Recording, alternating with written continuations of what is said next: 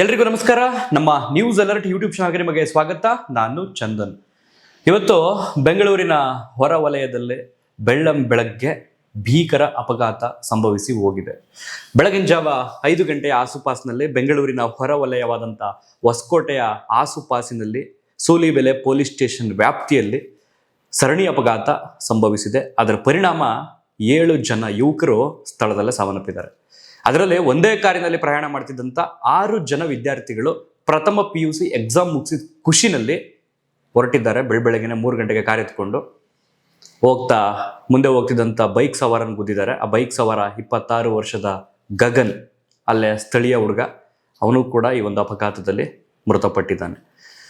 ನಿಜಕ್ಕೂ ಈ ಒಂದು ಘಟನೆಯನ್ನ ಬೆಳಗ್ಗೆಯಿಂದಲೂ ಕೂಡ ಗಮನಿಸಿದ ನಂತರ ನನಗೆ ಆ ಗಗನ್ ಪೋಷಕರನ್ನ ನೆನೆಸ್ಕೊಂಡು ತುಂಬಾ ಹೊಟ್ಟೆ ಉರಿತು, ತುಂಬಾ ಸಂಕಟ ಆಯಿತು. 26 ವರ್ಷದ ಹುಡುಗ, ತಾಯಿಗೆ ಕಣ್ಣು ಕಾಣಲ್ವಂತೆ, ಮನೆಗೆ ಒಬ್ಬನೇ ಮಗ, ಅಪ್ಕಮ್ಸ್ನಲ್ಲಿ ಕೆಲಸ ಮಾಡ್ತಿದ್ದಂತೆ.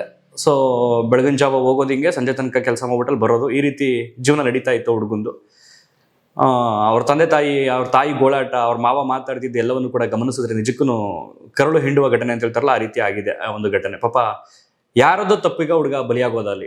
6 ಜನ ವಿದ್ಯಾರ್ಥಿಗಳು, ಏನ್ ಕತೆ ಇದು, ಹೇಗಾಯ್ತು ಈ ಅಪಘಾತ, ಎಲ್ಲವನ್ನು ಕೂಡ ವಿವರವಾಗಿ ನಾವು ನೋಡೋದಾದ್ರೆ, ಈ ಒಂದು ಫೋಟೋದಲ್ಲಿ ಇದೆಯಲ್ಲ ಹುಡುಗ, ಈ ಹುಡುಗನ ಹೆಸರು ಬಂದು ಅಶ್ವಿನ್ ಅಂತ.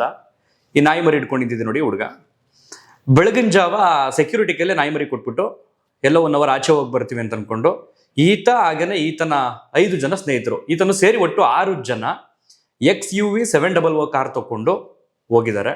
ಹೊಸಕೋಟೆ ಕಡೆಗೆ ಹೋಗಿದ್ದಾರೆ. ಬಹುಶಃ ಬಿರಿಯಾನಿ ತಿನ್ನೋದಕ್ಕೆ ಹೊರಟ್ರು, ಅಥವಾ ಜಾಲಿ ರೈಡ್ ಅಂತ ಹೊರಟ್ರು, ಅಥವಾ ಎಕ್ಸಾಮ್ ಬರೆದಂಥ ಖುಷಿನಲ್ಲಿ ಪಾಸ್ ಆಗ್ಬಿಡ್ತೀವಿ, ಅಥವಾ ಎಕ್ಸಾಮ್ ತಲೆನೋವೆಲ್ಲ ಮುಗ್ದೋಯ್ತು ಅನ್ನೋಂಥ ಖುಷಿನಲ್ಲಿ ಹೊರಟ್ರೋ ಗೊತ್ತಿಲ್ಲ.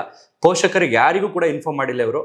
ಸೊ ಅದಕ್ಕೆ ಹೇಳುವಂಥದ್ದು, ಮಕ್ಕಳನ್ನ ಹೆರುವುದು, ಹೊರುವುದು, ಅದಾದ ನಂತರ ಅವರನ್ನ ಸ್ಕೂಲ್ಗೋ ಕಾಲೇಜ್ಗೋ ಕಳಿಸುವುದು ಎಷ್ಟು ಇಂಪಾರ್ಟೆಂಟ್ ಇರುತ್ತೋ ಅಷ್ಟೇ ಮಕ್ಕಳ ಮೇಲೆ ಹದ್ದಿನ ಕಣ್ಣಿಟ್ಟು ಏನು ಮಾಡ್ತಾ ಇದ್ದಾರೆ ಅನ್ನುವಂಥದ್ದನ್ನ, ಅವರ ಚಲನವಲನವನ್ನು ಕೂಡ ಗಮನಿಸಬೇಕಾಗಿರುವಂಥದ್ದು ತುಂಬಾ ಮುಖ್ಯವಾಗಿರುತ್ತೆ ಪೋಷಕರಿಗೆ. ಬೆಳಗಿನ ಜಾವ ಎದ್ದು PUC ಬರ್ತಿದ್ದಾರೆ ಎಕ್ಸಾಮ್ ಅಂತಂದ್ರೆ, ನನ್ನ ಪ್ರಕಾರ ಒಂದು 17ರಿಂದ 18, ಅಮ್ಮಮ್ಮ ಅಂತಂದ್ರೆ ಒಂದು 20 ಒಳಗಡೆನೆ. ಈ ಹುಡುಗರುಗಳಿಗೆ ಕಾರ್ ಕೊಟ್ಟವ್ರು ಯಾರು? ಆ ಹುಡುಗರುಗಳಿಗೆ ಲೈಸೆನ್ಸ್ ಸಿಕ್ಕಿತ್ತಾ? ತಗೊಂಡು ಹೊರಟಿದಾರಲ್ಲ ಚಿಕ್ಕ ಹುಡುಗರು, ಇನ್ನು ಚಿಗುರು ಮೀಸೆ ಯುವಕರು. 6 ಜನರ ಸಾವಾಗಿದೆ. ಆ 6 ಜನರ ಪೋಷಕರ ಪರಿಸ್ಥಿತಿ ಏನು ಇವಾಗ ನಿಮಗೆ ಅನ್ಸುತ್ತೆ? ಬಹುಶಃ ನಮ್ಮ ಮಕ್ಕಳುಗಳಿಗೆ ಬುದ್ಧಿ ಕಲಿಸ್ಬೇಕಿತ್ತು, ಸರಿಯಾಗಿ ನೋಡ್ಕೊಬೇಕಿತ್ತು, ಕಣ್ಣಲ್ಲಿ ಕಣ್ಣಿಟ್ಟು ನಾವು ಅವ್ರನ್ನ ಜವಾಬ್ದಾರಿಯಿಂದ ನೋಡ್ಕೋಬೇಕಿತ್ತು ಅಂತ. ಅಪ್ಪನ ಕೆಲಸದಲ್ಲಿ ಬ್ಯುಸಿ, ಅಮ್ಮನ ಕೆಲಸದಲ್ಲಿ ಬ್ಯುಸಿ, ಮಕ್ಕಳು ಈ ತರ ಆಗೋಗ್ತಾರೆ. ಬಟ್ ಇಲ್ಲಿ ಏನಾಗಿದೆ ಅನ್ನುವಂಥದ್ದು ವಾಸ್ತವ ಈ ಕ್ಷಣದವರೆಗೂ ಕೂಡ ಬಂದಿಲ್ಲ. ಬಟ್ ಆ ತಂದೆ ತಾಯಿಗಳ ಗೋಳಾಟ, ಆಸ್ಪತ್ರೆಗೆ ಶವಗಾರ ತಗೊಂಡೋಗಿದಾರಲ್ಲ ಮೃತದೇಹಗಳನ್ನ, ಅಲ್ಲಿ ಆ ತಂದೆ ತಾಯಿಗಳ ಚೀರಾಟ, ಗೋಳಾಟ, ಆಕ್ರಂದನವನ್ನು ನೋಡ್ತಾ ಇದ್ರೆ ಅಯ್ಯೋ ಛೆ ಅಂತ ಅನ್ನಿಸ್ತಾ ಇದೆ. ಸೊ ಹೇಗಾಯ್ತು ಹಾಗಾದ್ರೆ ಘಟನೆ ಅನ್ನೋದನ್ನ ನೋಡ್ತಾ ಹೋಗೋದಾದ್ರೆ, ನಾನು ಹೇಳಿದ್ನಲ್ಲ, ಹುಡುಗ ನಾಯಿ ಮರಿ ಕೊಟ್ಬಿಟ್ಟು ಸೆಕ್ಯೂರಿಟಿ ಹತ್ರ ನಾನು ಹಿಂಗೆ ಹೋಗಿ ಬರ್ತೀವಿ, 1 ಅವರ್ ಅಂತ ಹೇಳ್ಬಿಟ್ಟು ಹೋಗಿದ್ದಾನೆ. ಸೊ 1 ಅವರ್ ಅಂತ ಹೇಳಿದ್ರೆ ಇದು ಲಾಂಗ್ ಟ್ರಿಪ್ ಆಗಲ್ಲ, ಎಲ್ಲೋ ತುಂಬಾ ದೂರ ಹೋಗ್ತಿದ್ದಾರೆ ಅಂತನಲ್ಲ, ಬಹುಶಃ ಹೊಸಕೋಟೆ ಸಮೀಪ ಎಲ್ಲೋ ರೌಂಡ್ ಹೊಡ್ಕೊಂಡ್ ಬರೋಣ ಅಂತ ಆ XUV 700 ಕಾರ್ ತಗೊಂಡು ಹೊರಟಿದ್ದಾರೆ.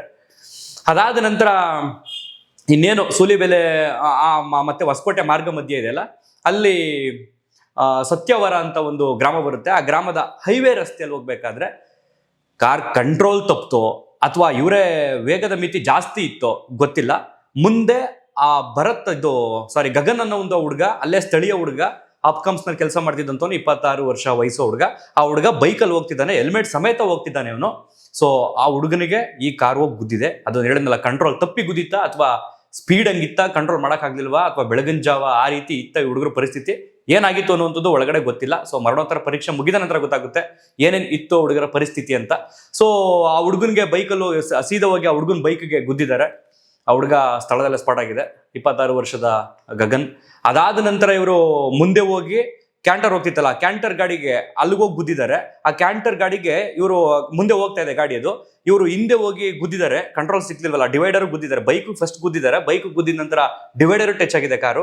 ಡಿವೈಡರ್ ಇಂದ ಈ ಕಡೆ ತಿರ್ಗಾ ಟರ್ನ್ ಆಗಿ ಆ ಕ್ಯಾಂಟರ್ ಹೋಗ್ತಿತ್ತಲ್ಲ ಅದಕ್ಕೆ ಹೋಗಿ ಗುದ್ದಿದ್ದಾರೆ. ಗುದ್ದಿದ್ದಂತ ರಭಸಕ್ಕೆ ಆ ಕ್ಯಾಂಟರ್ನ ಬ್ಯಾಕ್ ಸೈಡ್ ಟೈರು ಆಕ್ಸೆಲ್ ಕಟ್ಟಾಗಿ ಸಪರೇಟ್ ಆಗ್ಬಿಟ್ಟೈತೆ. ಅಂದ್ರೆ ಫೋರ್ಸ್ ಯಾವ ರೀತಿ ಇರಬೇಕು. ಸೊ ಅದ್ರ ಪರಿಣಾಮ ಆ ಕ್ಯಾಂಟರ್ ಹೋಗಿ ಸರ್ವಿಸ್ ರೋಡ್ ಬಿದ್ದೈತೆ.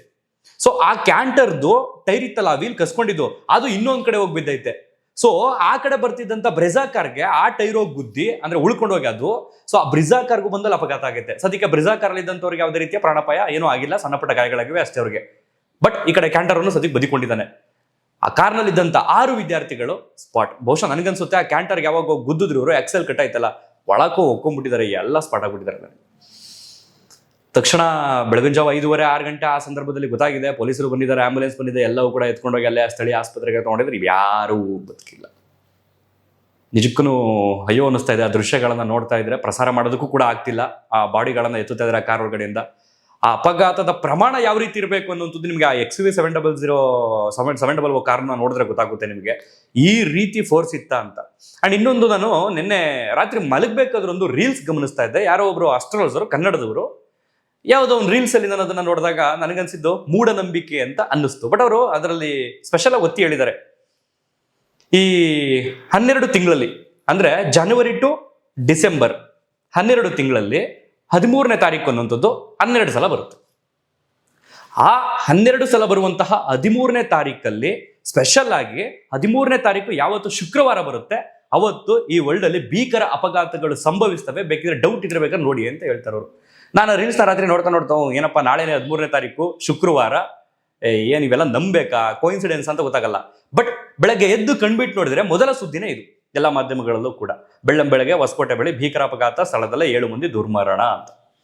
ಗೊತ್ತಿಲ್ಲ, ಕೆಲವೊಂದು ಕೋಇನ್ಸಿಡೆನ್ಸ್ ಈ ರೀತಿ ಸಿಂಕ್ ಆಗ್ತವ ಅಥವಾ ವಿಧಿ ಆ ರೀತಿ ಕಾಯ್ತಾ ಇದೆಯಾ, ಅವ್ರು ಹೇಳಿದ್ ನಿಜನ ಅಥವಾ ಮೂಢನಂಬಿಕೆನ, ಕಾಕತಾಳಿಯನ, ಒಂದು ಅರ್ಥ ಆಗ್ತಿಲ್ಲ. ಆದ್ರೆ ಈ ದುರಂತದಲ್ಲಿ 6 ಮಂದಿ ವಿದ್ಯಾರ್ಥಿಗಳು ಓದಿ ಬಾಳಿ ಬದುಕಿ ಈ ದೇಶಕ್ಕೆ ಆಸ್ತಿ ಆಗಬೇಕಾದಂಥ ವಿದ್ಯಾರ್ಥಿಗಳು ಇವತ್ತು ಅಸ್ಥಿ ಆಗ್ತಾ ಇದ್ದಾರೆ. ಕಾರಣ ಏನು? ಹುಡುಗಾಟ. ಮತ್ತೆ ಜ್ಞಾನವೇ ಇರೋದಿಲ್ಲ, ಸಮಾಜ ಜ್ಞಾನ ಇರಲ್ಲ ಇನ್ನೂ ಆ ವಯಸ್ಸಿಗೆ ಇರುವಂಥದ್ದು ಏನಂತಂದ್ರೆ ಬಿಸಿ ರಕ್ತ. ನಾವುಗಳೀಗ ಅದೊಂದು ದಾಟಿ ಬಂದ್ಬಿಟ್ಟಿದೀವಿ. ಈಗ ಒಂದು 30 ವರ್ಷ ದಾಟ್ತು ಅಂತಂದ್ರೆ ನಮ್ಗೆ ಗೊತ್ತಾಗ್ಬಿಡುತ್ತೆ, ಅಪ್ಪ ಇನ್ ಕರೆಕ್ಟಾಗಿ ಬದುಕಬೇಕು, ಜವಾಬ್ದಾರಿಗಳು ಜಾಸ್ತಿ ಇದ್ದಾವೆ ಹೆಗಲ ಮೇಲೆ ಅಂತ. ಸೊ ಆ ಕಾರಣದಿಂದ ಆ ಒಂದು ಏಜ್ ಗ್ಯಾಪ್ ಇರುತ್ತಲ್ಲ, ಅದನ್ನ ದಾಟಿ ಬಂದವರಿಗೆ ಬುದ್ಧಿ ಬಂದ್ಬಿಟ್ಟಿರುತ್ತೆ. ಬಟ್ ಆ ಏಜ್ ಗ್ಯಾಪ್ ನಲ್ಲಿ ಏನು ಬೇಕಾದ್ರೂ ಮಾಡಿಸುವಂತಹ ವಯಸ್ಸು ಆ ಟೀನೇಜ್ ಆಗಿರುತ್ತೆ. ಅಸಾಧ್ಯವಾದುದನ್ನ ನಾನು ಸಾಧಿಸ್ತೀನಿ ಅನ್ನುವಂಥ ಒಂದು ಛಲವೂ ಕೂಡ ಇರುತ್ತೆ. ಜೊತೆಗೆ ಹುಡುಗಾಟದಲ್ಲಿ ಮಾಡುವಂತಹ ತಲೆಹರಟೆ ಕೆಲಸಗಳು ಇರ್ತವೆ ಆ ವಯಸ್ಸಿನಲ್ಲಿ. ಸೊ ಆ ಹುಡುಗರುಗಳ ಫೋಟೋಗಳನ್ನ ನೋಡ್ತಾ ಇದ್ರೆ ಸಣ್ಣ ಮೀಸನು ಕೂಡ ಇನ್ನೂ ಚಿಗುರಿಲ್ಲ. ಆ ಹುಡುಗರು ಬೆಳಗಿನ ಜಾವ ದೊಡ್ಡವರ ತರ ಕಾರ್ ಎತ್ಕೊಂಡು ಎಲ್ಲೋ ಹೋಗಿ ಬರ್ತೀವಿ 1 ಅವರ್ ಅಂತ ಹೋಗ್ತಾರೆ ಅಂತಂದ್ರೆ, ಸೊ ಇದಕ್ಕೆ ಮೂಲ ಕಾರಣನೇ ತಂದೆ ತಾಯಿಯ ಬೇಜವಾಬ್ದಾರಿ ಆಗೇ ಆಗುತ್ತೆ. ನೀವು ಅವ್ರನ್ನ ಏನಾದ್ರು ಕಡಿವಾಣ ಹಾಕಿದಿದ್ರೆ, ನೀವು ಅವ್ರನ್ನ ತಡೆದಿದ್ರೆ ಬಹುಶಃ ಹೋಗ್ತಿರ್ಲಿಲ್ಲ. ಸೊ ಅದರಲ್ಲಿ ಹುಡುಗರ ಹೆಸರು ಬಂದು ಅಶ್ವಿನ್ ಅಂತ ಫೋಟೋ ಪ್ರಸಾರ ಮಾಡಿದ್ನಲ್ಲ ಆ ಹುಡುಗ, ಈ ಕಡೆ ಭರತ್ ಅಂತ ಮತ್ತೊಬ್ಬ ಹುಡುಗ, ಹಯಾನ್ ಅಲಿ ಅಂತ, ಅರ್ಹಾನ್ ಅಂತ ಒಬ್ಬ, ಇತನ್ ಜಾರ್ಜ್ ಅಂತ ಇನ್ನೊಬ್ಬ. ಸೊ ಕೇರಳ ಮೂಲದ ಒಬ್ಬ ಹುಡುಗ. ಸೊ ಇವರೆಲ್ಲರೂ ಎಲ್ಲಿ ಅಂತಂದ್ರೆ ಬೆಂಗಳೂರಿನ ಕೊತ್ತನೂರು ಸೈಡ್ ಅಲ್ಲಿ ಇದ್ದಂಥವ್ರು.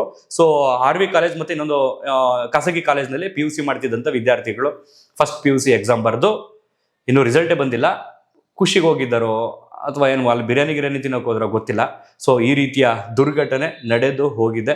ದಯವಿಟ್ಟು ಮಕ್ಕಳನ್ನ ಪೋಷಕರು ಕಣ್ಣಲ್ಲಿ ಕಣ್ಣಿಟ್ಟು ನೋಡ್ಕೊಳ್ಳಿ ಅಂತ ಹೇಳುವಂಥದ್ದು. ಈ ರೀತಿಯ ಅವಘಡಗಳು ಸಂಭವಿಸದೇ ಇರಲಿ ಅಂತ. ಈ ರೀತಿಯ ಅವಘಡಗಳು ಸಂಭವಿಸಿದಾಗ ನೀವು ಆಕ್ರಂದನ, ಚೀರಾಟ, ಗೋಳಾಟ, ಆಕ್ರೋಶ ಏನೇ ತೋರಿದ್ರು ಅವ್ರು ವಾಪಸ್ ಬದುಕಿ ಬರೋದಿಲ್ಲ. ಹಾಗಾಗಿ ಮಕ್ಕಳನ್ನ ತುಂಬಾ ಸುರಕ್ಷತೆಯಿಂದ ನೋಡ್ಕೊಳ್ಳಿ, ಕಣ್ಣಲ್ಲಿ ಕಣ್ಣಿಟ್ಟು ಕಾಪಾಡ್ಕೊಳ್ಳಿ. ಇಷ್ಟಪ್ಪ ತಲೆ ತನಕ ಬೆಳೆಸಿರ್ತೀರಿ, ನಾಳೆ ದಿನ ಅವ್ರು ನಿಮ್ಮ ಕಣ್ಮುಂದೆ ನಿಮ್ಮನ್ನ ನೋಡ್ಕೊಳ್ಳುವಂತ ಸಮಯದಲ್ಲಿ ಅವರೇ ಇಲ್ಲ ಅಂತಂದಾಗ ಯಾವ ತಂದೆ ತಾಯಿಗೂ ಕೂಡ ಅದನ್ನ ಡೈಜೆಸ್ಟ್ ಮಾಡ್ಕೊಳ್ಳೋದಕ್ಕಾಗಲ್ಲ. ಸೊ ಹಾಗಾಗಿ ಮೃತರ ಆತ್ಮಕ್ಕೆ ಶಾಂತಿ ಸಿಗಲಿ, ಪೋಷಕರಿಗೆ ಆ ದುಃಖವನ್ನು ಭರಿಸುವಂತ ಶಕ್ತಿಯನ್ನ ಭಗವಂತ ಕೊಡ್ಲಿ ಅಂತ ಕೇಳ್ಕೊಳ್ತಾ ಈ ಒಂದು ವಿಡಿಯೋನ ಇಲ್ಲಿಗೆ ಮುಗಿಸ್ತಾ ಇದ್ದೀನಿ. ನನಗೆ ಈ ಒಂದು ವಿಚಾರದಲ್ಲಿ ಗಗನ್ ಅನ್ನುವಂತಹ ಹುಡುಗನ ಪಾಪ ಏನ್ ಕೂಲಿನೋ ಕೆಲಸನ ಏನೋ ಮಾಡ್ಕೊಂಡು ಹೋಗ್ತಿರ್ತವೆ, ಅಲ್ಲ ಔಟ್ಕಮ್ಸ್ ಅಲ್ಲಿ ಏನೊಂದು 12,000 13,000 ಸಂಬಳ ಕೊಡ್ತಿರ್ತಾರೆ, ತಾಯಿ ಕಣ್ ಕಾಣಲ್ವಂತೆ, ಒಬ್ಬನೇ ಮಗ ಬೇರೆ. ಸೊ ಅವ್ರ ಪೋಷಕರ ಪರಿಸ್ಥಿತಿ ಏನು ನನಗಂತೂ ಗೊತ್ತಿಲ್ಲ. ಸಾಧ್ಯವಾದಷ್ಟು ಬೇಗ ಇದಕ್ಕೆ ಸಂಬಂಧಪಟ್ಟ ಇನ್ಶೂರೆನ್ಸ್ ಅದು ಇದು ಕ್ಲೈಮ್ ಆಗಿ ಆ ಫ್ಯಾಮಿಲಿಗೆ ಏನೋ ಒಂಚೂರು ಆರ್ಥಿಕ ನೆರವು ಆದ್ರೆ ಬಹುಶಃ ಸರಿಯಾಗಿರುತ್ತೆ. ಇಲ್ಲ ಅಂತಂದ್ರೆ ಯಾರು ಗಮನಿಸ್ತಾರೆ ಅವರನ್ನ? ನಿಜಕ್ಕೂ ಬೇಸರ ಆಗ್ತಿದೆ. ಈ 13ನೇ ತಾರೀಕು ಫ್ರೈಡೆ ಇಲ್ಲಿಗೆ ಎಂಡ್ ಆಗಲಿ ಅಪಘಾತ. ನಾನು ಸುಮ್ಮನೆ ಟ್ವಿಟರಲ್ಲಿ ಹೋಗ್ಬಿಟ್ಟು ಆಕ್ಸಿಡೆಂಟ್ ಅಂತ ಒಂದು ಹ್ಯಾಶ್ಟ್ಯಾಗ್ ಕೊಟ್ಬಿಟ್ಟು ನೋಡ್ತೀನಿ. ಹೈದರಾಬಾದು, ಗುಜರಾತು, ಯಪ್ಪ ಇಮ್ಯಾಜಿನ್ ಕೂಡ ಮಾಡ್ಕೊಳ್ಳೋದಕ್ಕೆ ಆಗ್ತಾ ಇಲ್ಲ. ಇವತ್ತು ಅಷ್ಟು ಅಪಘಾತಗಳು ಸಂಭವಿಸಿದ್ದಾವೆ ಜಸ್ಟ್ 11 ಗಂಟೆ ಒಳಗಡೆ. ಇನ್ನು ಸಂಜೆ ಒಳಗಡೆ ಏನೇನಾಗುತ್ತೋ ಗೊತ್ತಿಲ್ಲ. ಯಾವುದೇ ರೀತಿಯ ದುರ್ಘಟನೆಗಳು ಸಂಭವಿಸದೇ ಇರಲಿ ಅಂತ ದೇವರಲ್ಲಿ ಕೇಳ್ಕೊಳ್ತಾ ಈ ಒಂದು ವಿಡಿಯೋನಲ್ಲಿ ಎಂಡ್ ಮಾಡ್ತಾ ಇದ್ದೀನಿ. ಧನ್ಯವಾದ. Thank you so much.